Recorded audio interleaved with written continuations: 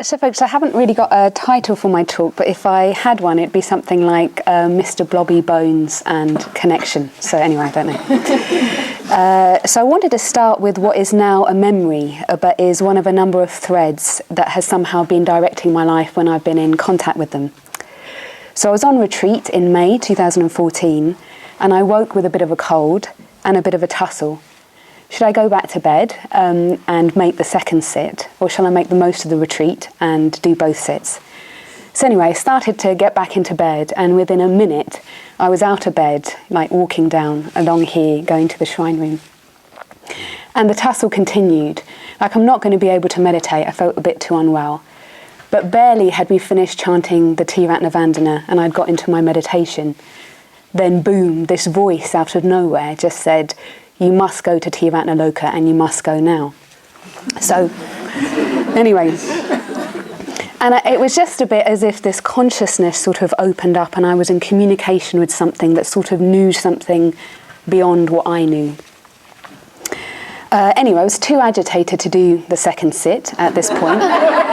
So I went for a walk, because we were allowed to then, around the thing.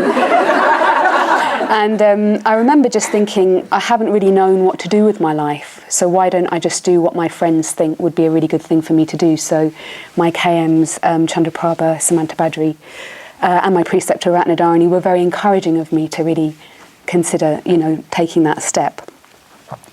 So it's really funny, the circumstances hadn't changed. So actually I was thinking I might try and get to Triratna Loka, even though I wasn't quite sure I could do it, when my mum died. So in a funny sort of way, the circumstances hadn't changed, but in that moment, everything had changed.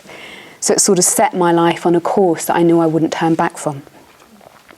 So Bante's aphorism, opposites are not to be eliminated, but to be reconciled within a higher unity, has really been on my mind. And that, that's exactly sort of what happened, actually.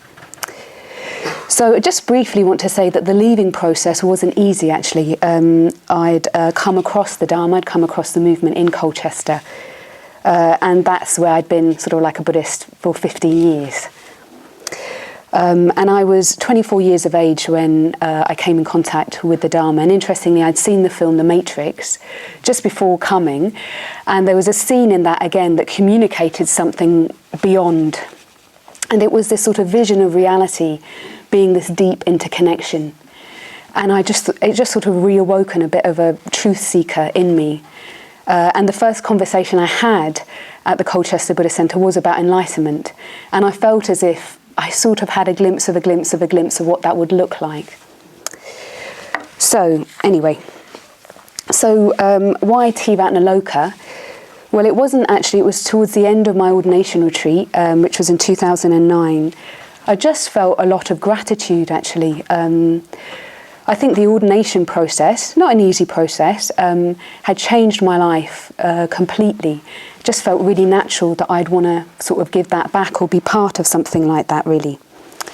And also, although I'd had no calling to live in community at all, actually, I had had a bit of a taste of it on the ordination retreat, and I thought, even though I wasn't sure I'd be up to it, that I'd like to give that a go sometime, really. So when I've been thinking about ordination and how much it's meant to me and how much it's changed my life, this story came to mind. And some of you might know this story, but anyway, it really speaks to me. So there is an old woman who lives in a hidden place that everyone knows but few have seen. She seems to wait for lost or wandering people and seekers to come to her place. She's called by many names: the bone woman, the gatherer, the wolf woman. The superstitious call her soul stealer, claiming she weaves a dream catcher to snatch up those who would cross over and cage them in the light of her fire. But the sole work of the bone woman is the collecting of bones. She's known to collect and preserve especially that which is in danger of being lost to the world. Her cave is filled with the bones of all manner of creatures. The deer, the snake, the crow, but her speciality is said to be wolves.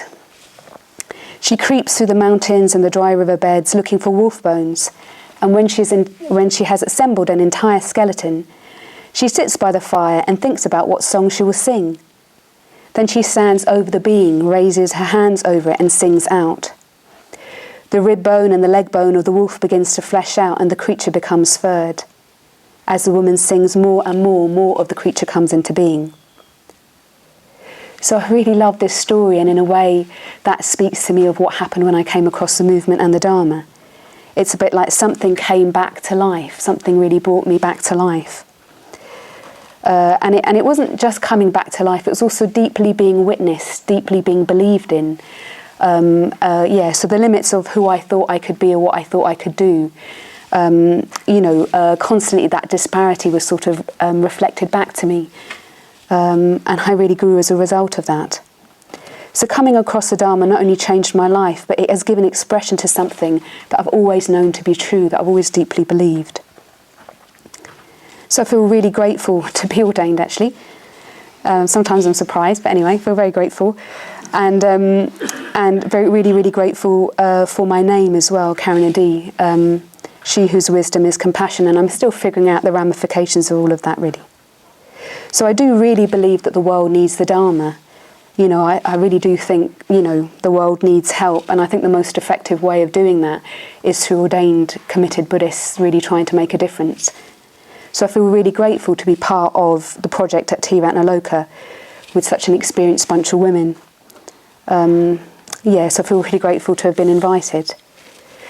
So thinking about the lineage of responsibility, I guess what I'm trying to communicate is that I feel the need to really try and stay in touch with my inspiration, and a cornerstone of that is my ordination. But I don't want it to sound all rosy, because it's not quite like that, is it? It's never quite like that. So it's quite a journey of faith and doubt ongoingly. And I had, just thinking about this, I had both going on at my private ordination ceremony. So my private ordination ceremony was a very sobering event. I kind of sobbed through it, actually. So there was nowhere else in the world I wanted to be, and yet there was a bit of a habitual Mara there. Who are you to be doing this? So that familiar thread was there with me. And I guess it was the part that just didn't quite know if I was up to it, whether I'd be able to really see it through. It felt like really weighty karma, and I sort of knew that it would change my life completely, and there was probably a little bit of resistance to that, actually. And interesting, recently, last year, Samantha Badri and myself became a KM to a really, really good friend who's actually going to be ordained this year, Bev. And again, in the ceremony, the same voice came up, like, do you really think you can take on this commitment? So it's really interesting on the contact, on contact Vedana arises, and it's a bit like a similar world sort of opens up. But luckily, I can kind of see it a bit more clearly. So it's interesting, my vision, my deep heartfelt vision is that of interconnection. And another word for that would be openness, vast openness. So I've had glimpses of it, I've had experiences of it. And yet, sometimes taking the next step, something gets obscured, really. So I just very, very briefly wanted to talk about that. So I guess what I'm trying to talk about is that I leave bits of myself out. I think that's what I'm trying to talk about. So underneath sort of like the propanchal, the story of self-confidence is actually fear. So a real working ground for me has been fear. I've got quite an embarrassing example of that. Actually, Sangamani was part of it. I can't even remember what the difficulty was, but I needed to kind of try and get into communication with someone. And my body just started shutting down, actually, really started shutting down. And I thought, I don't want to do it, felt like a death. Be like, I'd rather die than do it. But I thought, no, I'm going to do it. It's like this momentum continues. So anyway, goodness knows even what it was about. But I remember trying to get into this communication, getting terrible flatulence at the same time. Luckily, the person, could see I was in a state and was very kind around it. So anyway, so there's just been this real fear of fully being myself in a crucial situation. Suddenly it crystallizes out the sense of challenge or difficulty. So on unpleasant Vedana, there's a habitual movement. It almost feels like an energetic pulling back. Sometimes I can feel my mind dimming. It's like the systems are shutting down, actually. So, and what's sort of happening there is a world from the past opens up, a world conditioned from the past. A habitual way of playing it safe, knowing my place, to avoid vulnerability and uncertainty. And it keeps me in the land of the familiar and the land of the known. This far and no further, this close and no closer. So interestingly, there's this military phrase. So when great pressure arises, you don't rise to the challenge, you fall to your level of training. And actually that really speaks to me. So when challenge arises, we can fall, or I can fall to my samskaras really. So what I realised with this lineage of responsibility is the need just to get into deeper and deeper communication. And I sort of, this is when Mr. Blobby comes in, so I was sort of meditating, thinking there's like this turbulence in the mainframe. There's turbulence, I sort of, anyway, that's my phrase. Something's going on, I don't quite know what it is, there's this turbulence. And I just had this image of Mr. Blobby. So I don't know if anyone knows who Mr. Blobby is, or if anyone doesn't know. Oversized sort of childhood character, tiny bit annoying, has pink polka dots and sort of just communicates blobby, blobby, blobby. Anyway, not a favourite of mine. I was a bit like, what's this? And what I realised is somehow, try as I might, I can kind of create spaces or shapes that I'm trying to fit myself into without even realising, and wanting to leave out the messy parts. And there's something so oversized about Mr. Blobby that it will sort of smash through whatever the space is because he's so much bigger. So, I sort of realised this, and this is to do with tales of the past. I'd like things to be a bit more neat and tidy. I'd like them to kind of fit a certain shape, but they don't. They don't fit a certain shape.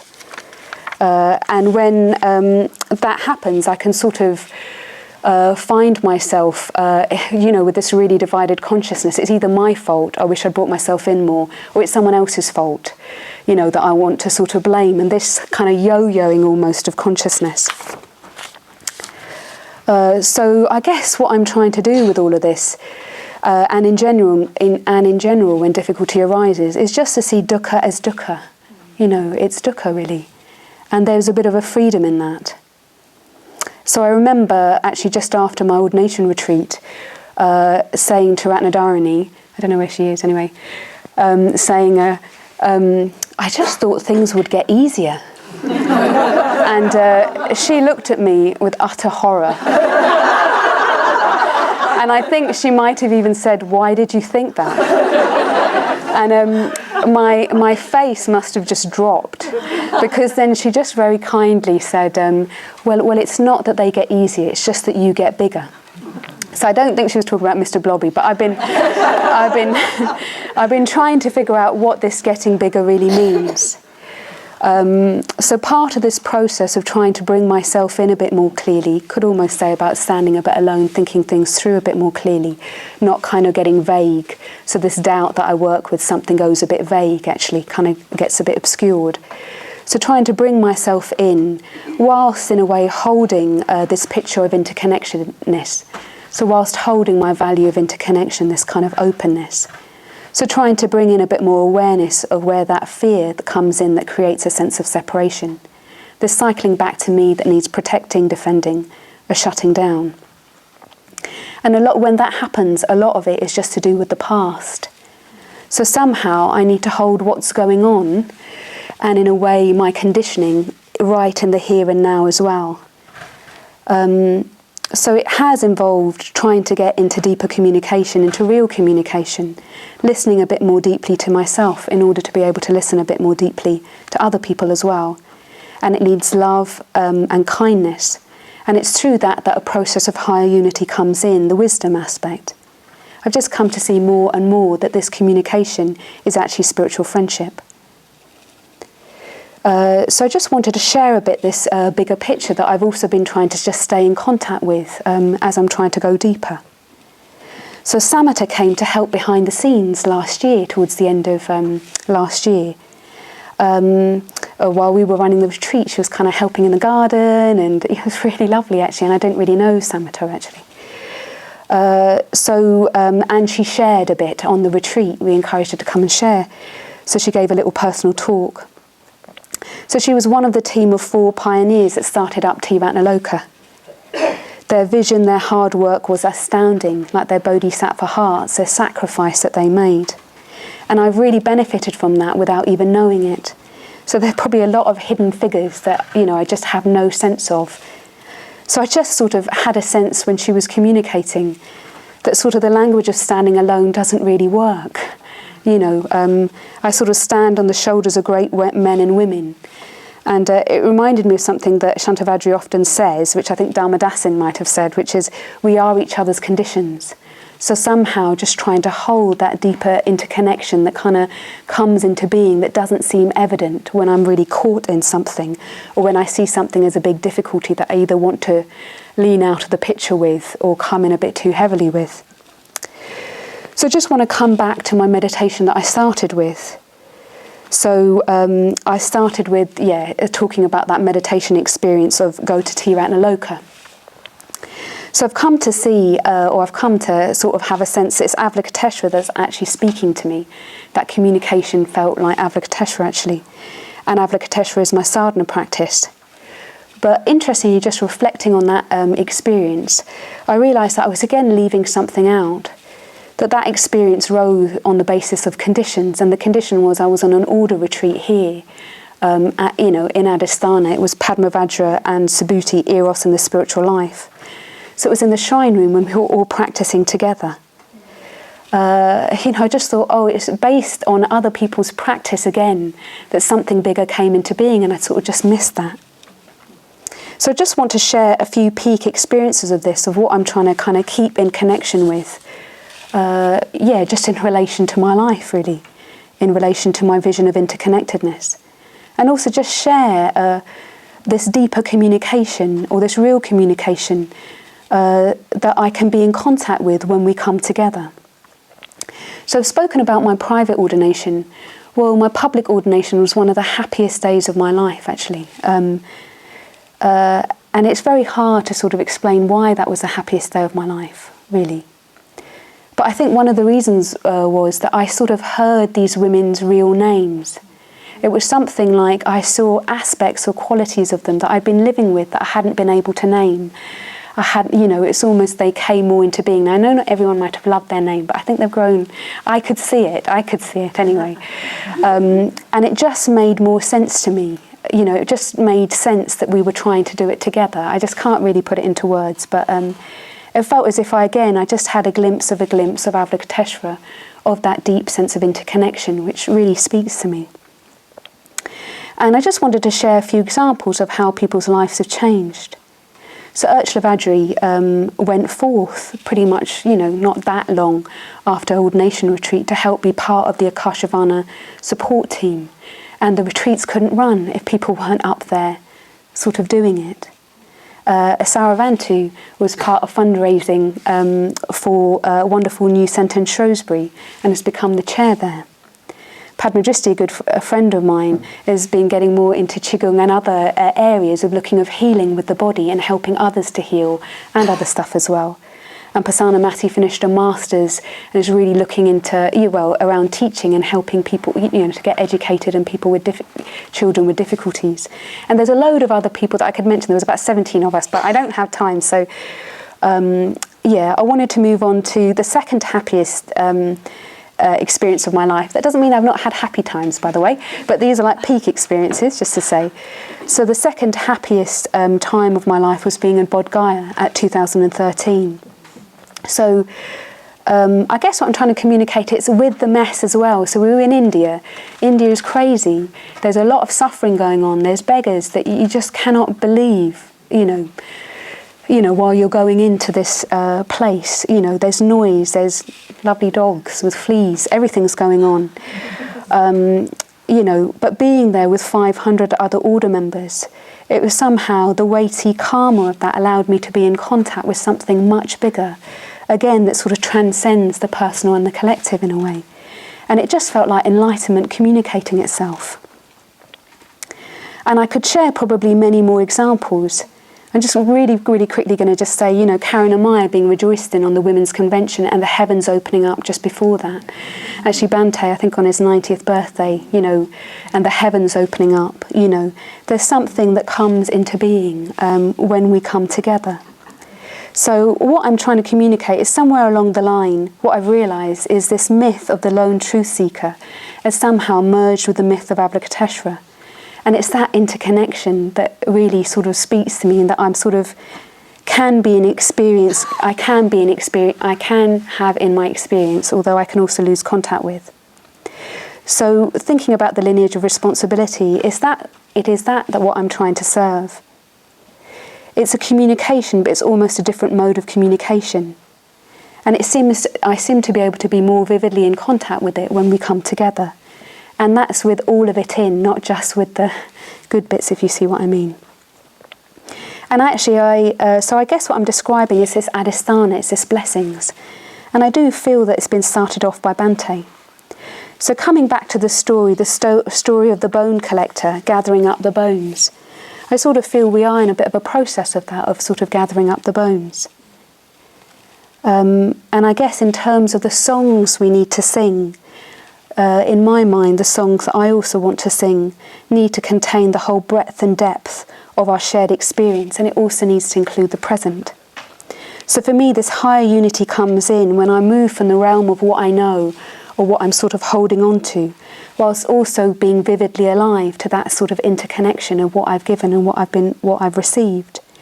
And I think that this imaginal realm is indirect experience, and it manifests as a knowing. So just to finish up, I hope I've just been able to communicate something of my current take of the lineage of responsibility. And it's something around staying in touch with my inspiration and my ordination, and also just working more deeply on myself and on my conditioning in order to get into real communication with you lot, really.